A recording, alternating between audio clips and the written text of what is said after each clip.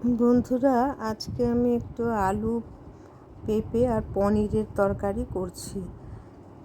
তো যেহেতু আজকে নিরামিষ, তাই এটা করছি। পেঁপেটা ভীষণ ভালো ছিল, একজনের বাড়ি থেকে নিয়ে এসেছিলাম। ভীষণ ভালো হয়েছে পেঁপেটা, তাকে জানানো হয়নি এখনও। যাই হোক, এই গরম মশলা দিলাম, গোটা এলাচ, গোটা দারচিনি আর একটু ঘি দিলাম। দিয়ে এই যে আলুগুলোকে একটু ভেজে নেব, অল্প সময়ই ভেজে নেব। আর ওদিকে পেঁপেটাকে ভাপিয়ে নেব একটু। দিয়ে আলুটা দিয়ে দিলাম কড়াইতে, দিয়ে একটু নুন দিয়ে এটাকে নাড়াচাড়া করে তারপরে একটু রেখে দিয়ে ওইদিকে মশলাগুলো তৈরি করব। এই যে আমার মশলাদানিটা দেখতে পাচ্ছ, এটা অনলাইনে কিনেছি। খুব ভালো, খুব ইউজফুল। 3-4 বছর হয়ে গেছে, আমার খুব সুবিধা হয় ঘুরিয়ে ঘুরিয়ে দেখতে। দিয়ে তারপর এখানে নুন দেবো। আর এই যে এখানে রেডি করেছি, সবই রেডি করেছি। নুন এখানেও দিয়েছি, হলুদের গুঁড়ো, আদার গুঁড়ো, জিরের গুঁড়ো, ধনের গুঁড়ো, গরম মশলার গুঁড়ো আর নুন। এই কটা আমার এই তরকারিতে লাগবে। এতে কিন্তু হিং দেওয়া যায়, তো হিং নেই বলে আমি হিং দিতে পারলাম না, শেষ হয়ে গেছে। তো কড়াইতে জিরে ফোড়ন দিলাম, জিরে আর দেব তেজপাতা।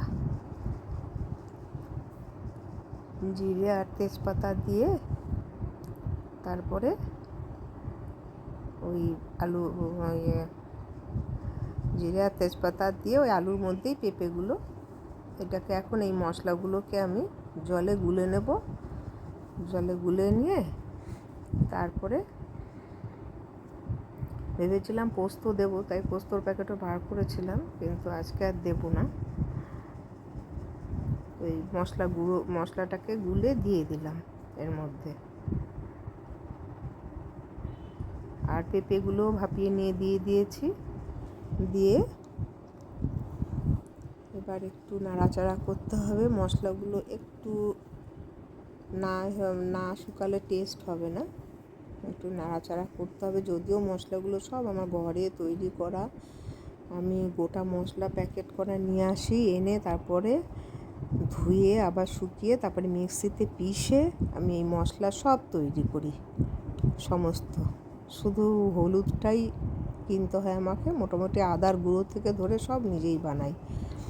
এবার পনিরগুলো দিয়ে দিলাম। যেহেতু অল্প পনির আছে, ভেবেছিলাম ক্রাশ করে দেবো। অল্প পনির হলে আমি হাতে একটু ক্রাশ করে দিয়ে দিই, যাতে টেস্টটা আসে।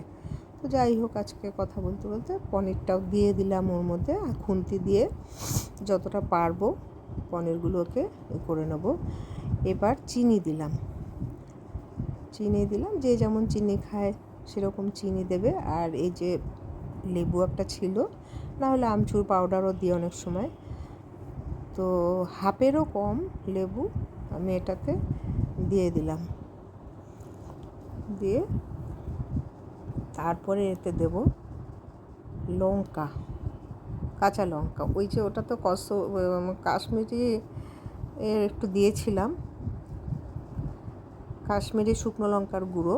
এখন এই দুটো কাঁচা লঙ্কা দিলাম। এই শেষে কাঁচা লঙ্কাটা দিলে না খুব টেস্ট হয়, একটু গন্ধ আসে, অথচ ঝালটা তেমন আসে না। পরে যে বেশি খাবে সে একটু ডলে নিয়ে খেতে পারবে। লঙ্কাটা দিয়ে দিলাম, দিয়ে আরেকটু নেড়ে নিয়ে এই যে পনিরগুলোকে একটু ক্রাশ করে দিচ্ছি, যতটা সম্ভব ক্রাশ করে। ব্যাস, আর কিছুই করব না।